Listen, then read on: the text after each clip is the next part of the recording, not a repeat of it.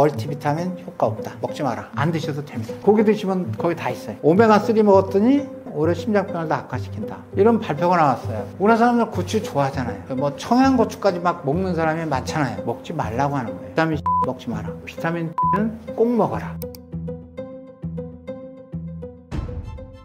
매일 먹는 보충제, 영양제는 어떻게 생각하시나요? 필수적으로 챙겨 먹어야 하는 영양제가 있을까요?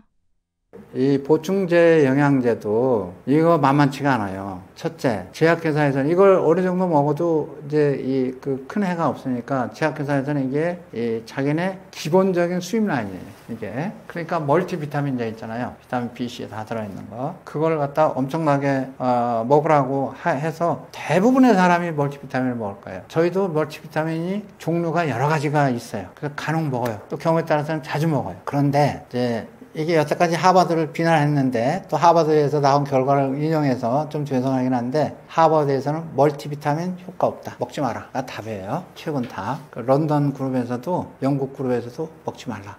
별 의미 없다라는 게 이제 답입니다. 멀티비타민.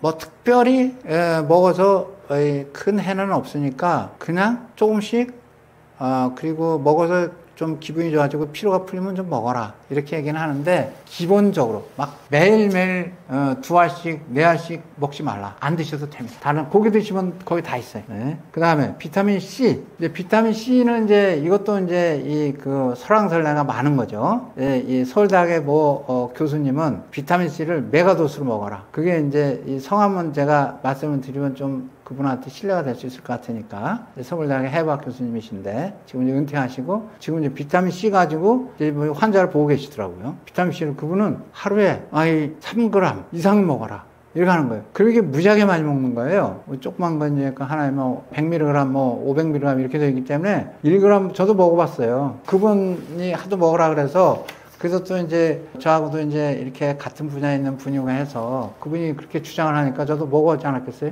근데 이게 하루에 이게 2-3g 먹으려면 아주 못 먹어요. 너무 쉬어가지고. 그래서 꾹꾹 참고 먹었는데, 이거 먹어야 돼, 말아야 돼? 찾아보니까 비타민 C 먹지 마라. 고기 먹으라 해요. 그리고 간 먹으면 된다. 충분하다. 그거면 충분하다. 그 다음에 이제 비타민 D. 비타민 D는 우리가 햇빛을 잘 안 쬐잖아요. 햇빛을 잘 안 쬐니까. 그래서 저는 이제 운동 나갈 때 일부러 햇빛으로 가는데 제 이 가족들은 전부 다 그늘로 가요. 왜냐면 까맣게 탈까 봐서. 그래서 비타민 D는 햇빛을 쬐야 비타민 D가 생기는데 우리가 너무나 햇빛을 피하기 때문에 비타민 D는 부족하대요. 그래서 비타민 D는 꼭 먹어라. 비타민 D는 꼭 먹으라고. 비타민 A. 이제 비타민 A는 이런 거 이제 B, C는 수용성이고 A, D, E, K는 지용성이에요. 지용성이니까 한번 먹으면 오래 이제 축적이 됐어요. 너무 과량으로 먹으면 독성이 일어날 수 있는 거예요. 근데 D는 좀 먹어라. 다른 지용성 비타민 먹지 마라. 답이에요. 대신 뭘 먹어라? 그러니까 비타민 D는 먹어라. 비타민 B12. 그거는 비건은 꼭 먹어라. 그거 안 먹으면 큰일 난다. 비건의 경우에 고기를 먹는 사람은 안 먹어도 된다. 비타민 B12도. 근데 비타민 D는 먹어라. 그 다음에 이제 엽산이라는 게 있어요. 엽산은 그냥 먹는 게 좀 나은 것 같다 정도예요. 그래서 엽산은 그래도 좀 챙겨 먹어라 라는 게 제가 여러 가지를 조사를 해보니까 엽산은 먹어라가 나와 있고, 그리고 이제 물론 이제 여자들 경우에 이제 여러 가지 생리 기간 동안에 이제 철분이 부족할 수 있으니까 철분은 먹어라. 그런데 철분 먹을 때 반드시 피해야 되는 거는 야채 함부로 함께 먹지 마라. 그러면 철분 흡수 안 된다. 근데 철분을 그렇게 먹으면 안 되는데, 그러니까 철분제 자체로는 안 되는데, 고기를 먹으면 야채가 방해할 수 없다. 그러니까 고기를 먹어서 왜 빨갛냐? 빨간 고기는 당연한 거예요. 거기에 헤모글로빈 혹은 마이오글로빈이 있어서 거기에 산소가 붙어 있으니까 쇠가 녹였으면 빨개지잖아요. 그 원리 때문에 그런 거예요. 그러니까 뭐냐면 빨간 고기는 거기에 철분이 붙을 수 있는 단백질이 많기 때문에, 그래서 철분이 많으니까 되는 거예요. 그러한 철분이 헤모글로빈이나 마이오글로빈에 붙어있는 그러한 철분은 야채가 방해할 수가 없대요. 그러니까 무슨 말이냐면 고기를 드시면 철분제 안 먹어도 된다.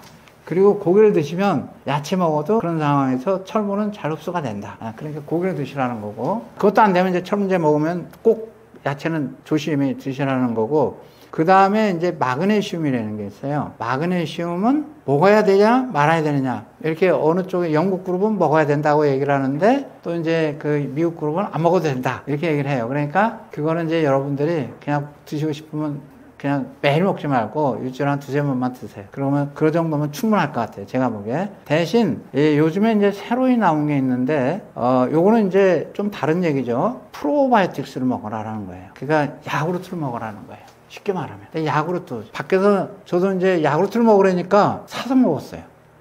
사서. 근데 이걸 먹으면 달콤해요. 야구르트가. 그거 뭐냐? 거기에 설탕을 넣는 거예요. 그러니까 그거는 안 좋은 거예요. 코카콜라 먹는 거하고 똑같은 거예요. 그러니까 우리는 요즘에 코카콜라 죽어도 먹지 말라고 하잖아요. 그래서 이제 무당 코카콜라 먹어라 이런 얘기도 많잖아요. 그러니까 야구르트는 집에서 만들어 먹어라. 저희들은 맨날 집에서 만들어 먹는데 그게 뭐 무지하게 쉽게 만들더라고요. 저는 요리를 전혀 못해요. 제가 할 수 있는 건 라면 끓이는 거하고 달걀 삶는 거밖에 못해요. 근데 그냥 무지하게 쉽게 만들어요. 그냥 그거를 너무 많이 먹으면 안 되니까 조금씩 이렇게 먹습니다. 그래서 야구르트는 꼭 권해. 다른 데서도 권하는 식품이어서 야구르트는 드시고요. 또 하나는 이제 그러면은 피쉬 오일이라는 게 있잖아요. 고등어나 이런 데에서 뽑아낸 그 피쉬 오일, 고기, 그러니까 생선 오일. 그거는 먹어야 되느냐 말아야 되느냐라는 거가 있는데 여태까지 피쉬 오일은 먹어라. 왜냐하면 거기에 EPA와 DHA가 있으니까, 그 오메가3가 있으니까 그거를 먹어라. 대신 EPA, DHA 양을 꼭 살펴보고 그 성분명을 보고 충분한 양이 있는 걸 잘 골라서 먹어라. 라는 게 일반적인 얘기인데 최근에 금년 아마 중순쯤 됐을 거예요. 매스 스타디가 있어요. 발표가 됐어요. 오메가3 먹었더니 심장병 예방해서 오래 살라고 먹었는데 오히려 심장병을 더 악화시킨다. 이런 발표가 나왔어요. 그래가지고 야 이거 피쉬오일은 어떻게 되느냐 이런 이제 걱정이 있는데 제 개인적으로는 그냥 피쉬오일도 일주일에 한 두세 번은 드시라. 그 더 좋은 건 드시라. 또 고기를 드시는 것보다 그냥 일반적인 고기 레드밋 좋아요. 그러니까 적육. 그러니까 일반적으로 소고기, 돼지고기 이건 나쁜 게 아니라는 얘기예요. 좋다. 드셔라. 거기다가 이런 게 그 피쉬오일을 먹는 거 대신엔 간혹 가다가 고등어, 꽁치, 뭐 참치 뭐 이런 연어 이런 걸 드시면 된다라는 거예요. 그래서 피쉬오일은 고기로 그런 식으로 보강을 하시면 피쉬오일 약으로 나오는 그 타블렛으로 나오는 거 안 드셔도 되고 그 타블렛으로 나온 거 드시면 어쩌면 심장병으로 걸려서 일찍 돌아가실 수도 있다라는 게 현재까지 의학계의 결론입니다. 건강을 위해서는 조용한 식단을 지켜야 한다고 하는데 조용한 식단이란 뭔가요? 조용한 식단이라는 것은 이제 원래 팔레오 식단도 있고 원래 케토도 있고 원래 그러니까 육식동물 캐니버 식단도 있어요. 근데 거기에다가 이 조용한이라는 말을 추가를 했죠. 그러니까 팔레오, 케토, 육식 식단 그거를 사람들이 하면 그냥 원래 이제 과거에 많은 사람들이 그런 여러 가지 방법이 있는데 그거를 하면은 부작용이 생기는 경우가 있는 거예요. 부작용이. 그러니까 적응을 잘 못해나가고 이런 거가 있어요. 그래서 그거를 최소화시키는 방법으로 해나가는 거예요. 그러니까 식품의 종류를 조금 더 정제시키는 거예요. 그러니까 종류를 잘 고르는 거예요. 어떤 쌀같이 이렇게 깎아내는 걸 그걸 정제라고 하는데 그런 얘기가 아니고 식품의 종류를 우리 몸이 좀 더 편하게 받아들일 수 있는 그러한 식품 종류로 만들어주는 거예요. 근데 기본은 뭐냐면 거기에 기본은 팔레오도 이제 여러 가지 이론이 있어요. 단백질을 어떻게 해야 되냐, 뭐 탄수화물을 어떻게 해야 되느냐 이런 얘기가 다 있는데 우선 큰 정의로 보면은 팔레오는 일반적으로는 20%의 탄수화물을 얘기를 하는 거예요. 20%를 탄수화물로 하고 20%를 단백질, 60%를 지방. 고기를 많이 먹으라는 거예요. 쉽게 말하면 팔레오는 그게 옛날 아까 맨 처음에 말씀드렸을 때 선사시대 그러니까 농경 문화가 들어오기 전에 옛날 사람들이 먹는 그 식단하고 똑같이 될 수는 없으나 그 사람들의 식단 패턴을 갖다가 현대화시키자라는 게 팔레오 식단이에요. 그러니까 핵심은 탄수화물을 20% 정도로 먹자. 그 정도면은 제가 보기에 우리나라 사람들로 따라갈 수 있어요. 그런데 여기에서 이제 문제가 뭐냐면 20% 먹는데 그럼 탄수화물 20%를 무엇으로 먹을 건가가 이제 결정이 되는 거예요. 지방하고 단백질은 고기 먹으면 되니까. 근데 고기도 좋은 고기. 근데 이제 우리가 일반적으로 고기를 먹으면 나쁜 고기가 많아요. 그러니까 소 같은 거 이제 이게 미국에서 키우는 거 보면 이렇게 막 가둬놓고 이 옥수수 막 먹이고 막판에 이제 막 성장 호르몬 같은 거 막 주고, 요즘에 이제 좀 그렇게 키우다 보니까 몸에 이게 균이 많이 자라니까 항생제를 많이 주잖아요. 그런 식으로 많이 키우니까 여러분들 가서 보시면 아시겠지만 서양에서 나오는 고기는 싸요. 수입 고기가 쌉니다. 우리 한우 고기보다. 이제 그런 이유가 있는 거예요. 그게 대량 생산. 그런데 이제 가장 좋은 이제 소나 돼지나 뭐 닭이나 이런 거는 그냥 야외에서 방목하는 고기예요. 근데 그거는 수량이 그렇게 또 많이 나올 수가 없어요. 그러니까 이제 우리가 자기가 그렇게 키워서 먹으면 좋은데 그거 할 수 없으면 적당하게 타협하는 수밖에 없어요. 네, 그렇지만 가능하면 이제 좋은 고기를 골라라라는 게 기본이에요. 가능한 데까지 해라. 그게 이제 기본인데, 그럼 20%의 이 탄수화물을 어떻게 먹을 것인가 하는 거예요. 20%의 탄수화물을. 그때 예를 들어서 우리나라 사람들의 경우에는 조금 상황이 다른데, 고추를 먹으면 어떨까? 예를 들면 고추는 어떨 것인가 하는 거예요. 고추. 우리나라 사람들 고추 좋아하잖아요. 그리고 뭐 청양고추까지 막 먹는 사람이 많잖아요. 안 맵다 그래서. 근데 고추 같은 거는 조용한 팔레오나 조용한 케토에서는 먹지 말라고 하는 거예요. 왜냐면 거기에는 캡사이신이라는 게 있어요. 근데 이제 그 연구하시는 분들은 캡사이신을 가지고 그냥 고추를 먹으면 이게 매우니까 정신이 번쩍 나고 얼얼하고 기분이 뭔가 좀 이렇게 활동적이네요. 그게 캡사이신 성분이기 때문에 그러는데, 그런 캡사이신을 먹으면 독성이 강해가지고 우리 몸이 제대로 수월하게 받아들이지 못한다. 왜냐면 이제 예를 들어서 케토를 갖다 심하게 하면은 탄수화물을 끊으면 우리 몸이 굉장히 아주 젠틀해지는 거예요. 그러니까 젠틀한데 거기다 갑자기 채소 같은 거 가지고 이상한 채소가 팍팍 들어오면은 이제 안 되니까 그러한 채소 종류를 갖다가 굉장히 정화시키는 거예요. 아주 순하고 소화 잘 되고 독성 물질이 없는, 그리고 그런 식으로 요리를 해서 먹는 게 바로 이 조용한 케토, 팔레오 케토, 그 다음에 이 육식 식단입니다. 독성 물질 있는 채소를 먹지 말라. 가능하면 자기가 아주 잘 받아들이는 채소만 먹어라.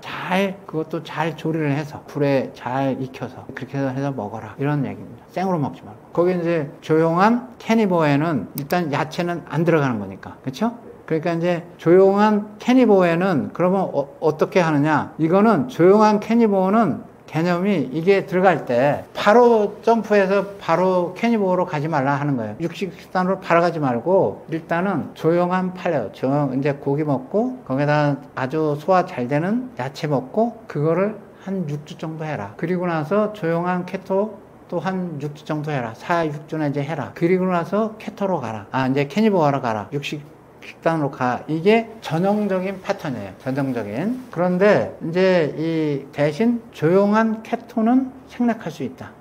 그러니까 바로 팔레오를 하다가 좀 마음이 급하면 팔레오를 하다가 조용한 팔레오를 하다가 바로 이제 캐니버로 넘어갈 수 있다.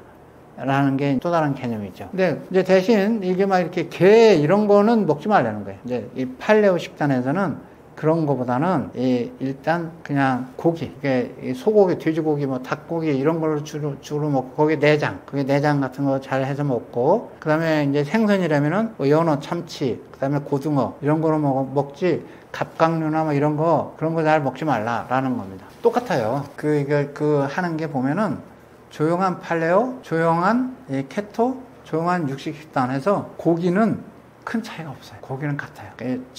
고기는 가능하면 질 좋은 고기를 선택하는데 이 빨간 고기를 피하지 말라라는 거고요. 그 다음에 이제 거기서 이제 야채를 집어넣는 거잖아요. 야채를 집어넣는 건데 조용한 캐니버, 그러니까 조용한 이 동물 식단에서는 바로 가지 마라. 바로 가지 말고 이쪽에서 이쪽으로 이렇게 와서 한번 몸을 천천히 적응을 시키면서 가라는 게 조용한 캐니버의 핵심이에요. 적응을 시켜라. 너무나 탄수화물 한꺼번에 팍 낮추면 우리가 조용해져야 되잖아요. 근데 탄수화물을 팍 낮추면 탄수화물에 여태까지 이렇게 사람들이 길이 너무 많이 들어있는데, 그죠? 탄수화물에 길이 들어있어서 탄수화물을 팍 낮추면 탄수화물에 대한 이 갈증, 단맛에 대한 이런 게 너무나 심각하게 우리 모두가 이렇게 길들여 있다 이거예요. 그러니까 한 6주 정도 혹은 8주 정도 이 몸을 갖다가 적응을 시켜서 탄수화물에 길들여져 있는 몸을 조용히 잘 적응을 시킨 다음에 완전히 탄수화물을 끊어라. 이게 조용한 일이에요.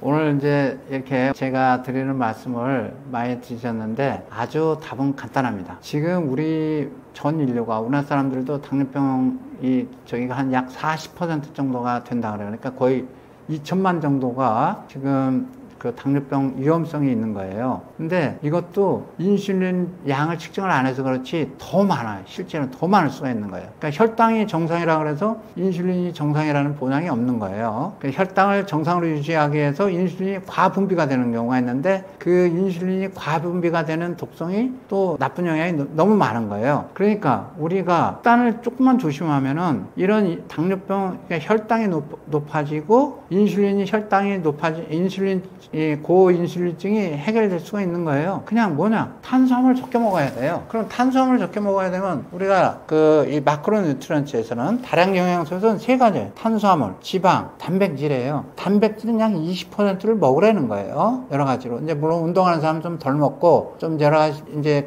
질환이 있는 사람은 좀 적겠지만 평균 20%를 먹으라는 거예요. 단백질은. 그러면 탄수화물을 줄이면 뭘 먹어야 되겠어요? 지방을 먹어야지. 그 단백질과 지방을 한꺼번에 먹을 수 있는 게 뭐냐? 고기인 거예요. 문제는 고기가 좀 비싸잖아요. 그러니까 이제 수단껏 싼 고기를 드세요. 고등은 싸요. 그러니까 싼 고기를 충분히 택해서 드실 수도 있는 방법이 있는데, 그러면 우리 많은 분들이 아직도 제가 당뇨병 의사 선생님한테도 이렇게 여쭤보면 50%를 드셔야 된다는 거예요. 50% 우리나라에서. 그리고 우리나라 보건복지부에서도 50%를 얘기를 해요. 그거 안 되는 거예요. 건강한 사람은 괜찮아요. 건강하고 열심히 운동하고 뭐 이렇게 하는 사람은 괜찮은데 당뇨병 그 증상 혹은 이 메타볼릭 디지즈가 있는 분들은 제가 생각하기에는 빠른 시일 내에 20% 정도로 줄이세요. 그게 팔레오예요. 그러니까 당을 줄이고 고기하고 지방량을 좀 높이세요. 그렇게 드시는 게 답입니다. 우리나라 분들은 대개 그 정도면 건강이 회복될 거라고 생각이 됩니다. 정신병 있는 분들 그냥 당을 줄여보세요. 일단. 그리고 고기를 드셔보셔요. 그래가지고 정신병 증상이 좋아지면 이거 병원 안 가고 해피하게 건강을 되찾을 수 있는 거잖아요. 그래서 꼭 당을 낮추는 쪽으로 하셔라 하는 게 오늘 제 말씀의 요약입니다.